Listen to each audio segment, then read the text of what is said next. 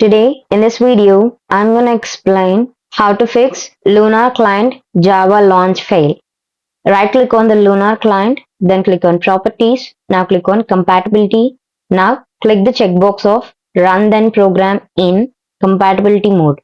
From the bottom drop down, select Windows 7, then click on Apply and OK.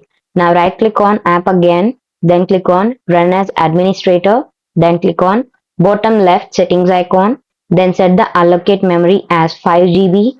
Now click the checkbox of Advanced mode. Now click on reset button beside master. Now click on switched branch from bottom right. Now from the Windows search for apps and features. Then search for Lunar Client. Then click on uninstall Lunar Client. By following the steps, you can fix Lunar Client Java launch fail. If this video helped you out, please leave a like and comment down below. If this worked for you, thanks for watching.